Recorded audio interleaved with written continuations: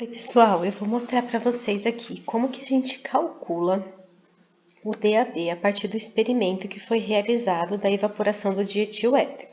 Então eu deixei as equações aqui, deixei um gráfico já montado para ficar mais rápido e eu vou explicar para vocês como que a gente faz esse cálculo aqui. Deixa eu apagar, eu estava testando antes para ver se estava certinho. Vou refazer as contas com vocês. Bom, o que a gente precisa? A gente precisa analisar essa equação que a gente tem, que é um em função do outro. Então, eu pesquisei bastante e eu vou explicar da maneira mais fácil que eu encontrei na literatura para a gente fazer esse cálculo. Bom, o que é o TF? O TF é o tempo final de evaporação e o ZF é a altura final que a gente tem de evaporação. Esse tempo, ele varia em função da altura que a gente tem do líquido. Então, a gente vai considerar como a parte superior do líquido para fazer esse cálculo, tá bom? Então, nosso primeiro, o que a gente precisa analisar aqui? O que varia? O que é variável? O que é constante nessa equação? Nós temos aqui, ó, o ρA. O ρA, ele é a densidade do componente volátil, que no nosso caso é o dietil éter. Nós temos o YB médio, que é a média calculada a partir dessa equação aqui, olha, das frações de B, que no nosso caso é o ar.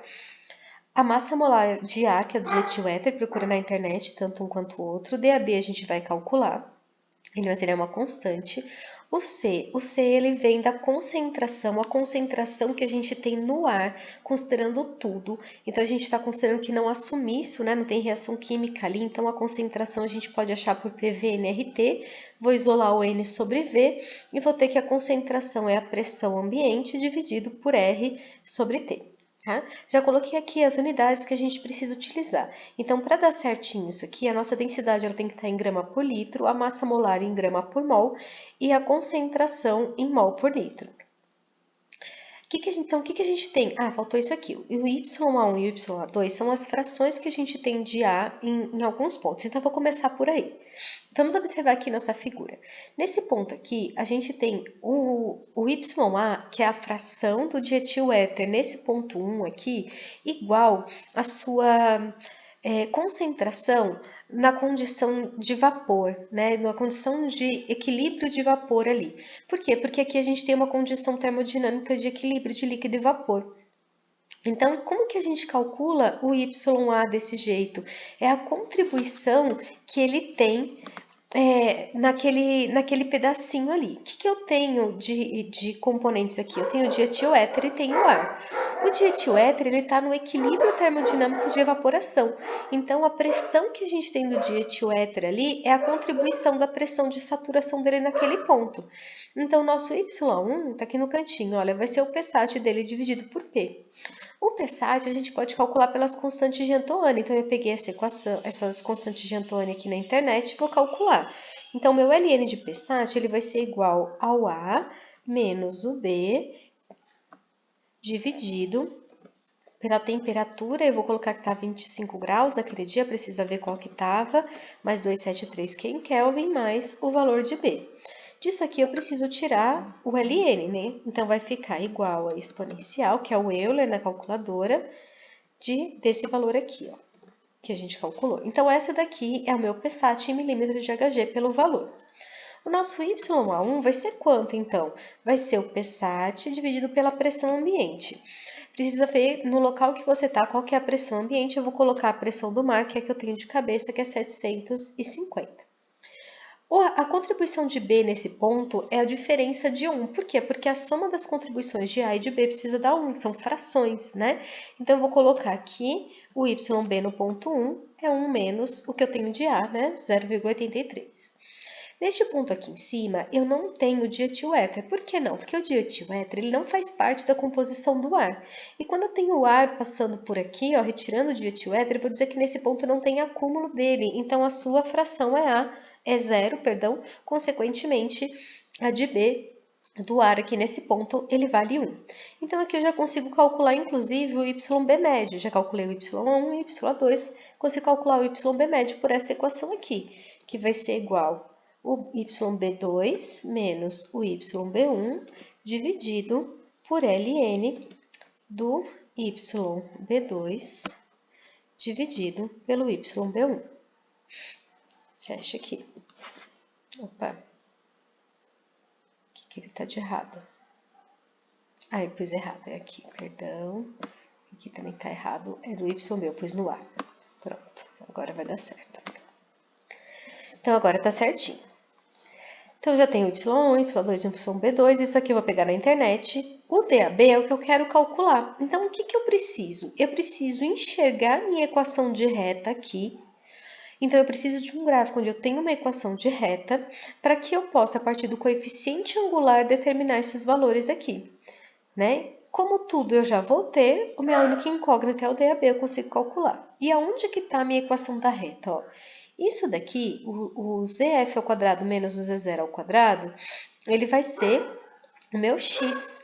E o TF o meu Y. O TF eu já tenho, ó, que é o tempo, né, em cada momento.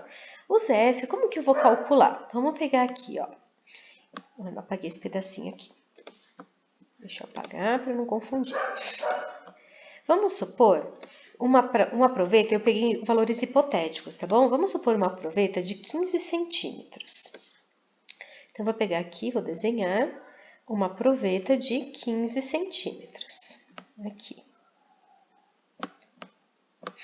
Estou considerando que cada valor de ml vale 0,1 centímetro para facilitar a minha conta, tá bom?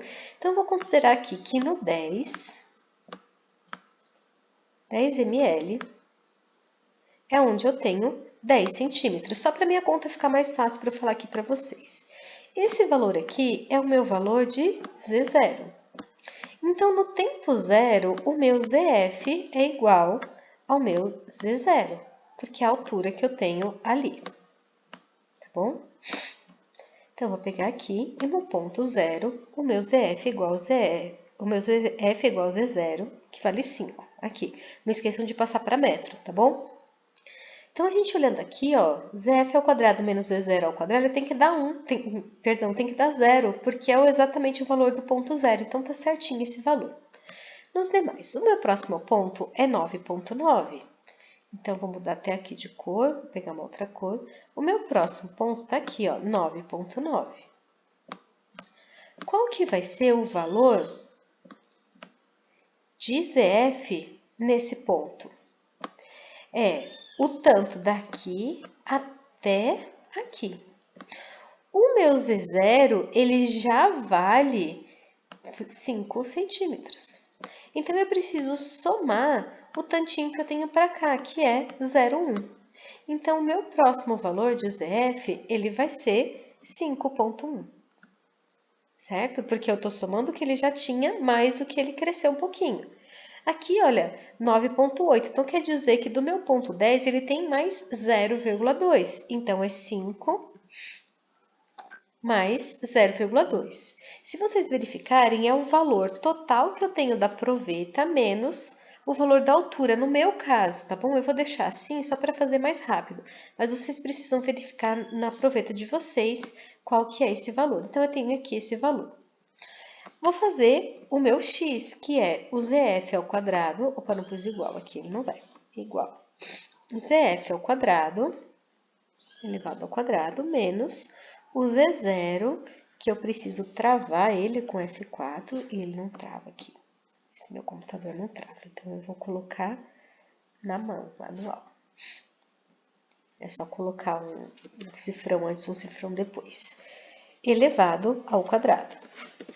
Então, aqui o primeiro ponto deu 0, que era o que a gente já esperava. Eu vou fazer para todos. Montei um gráfico aqui, olha que bonitinho.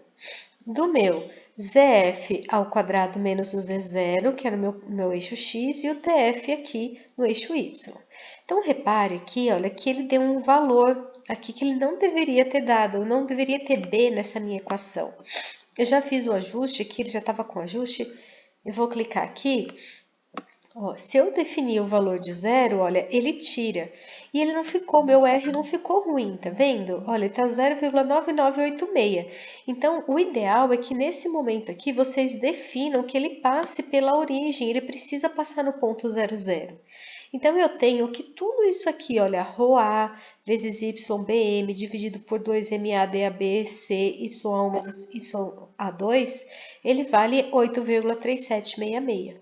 Então, vocês vão pegar esse valor, vocês vão igualar a essas constantes, tem que tirar o ZF ao quadrado menos Z0 ao quadrado, vai igualar essas constantes e aí vocês vão calcular o valor do DAB.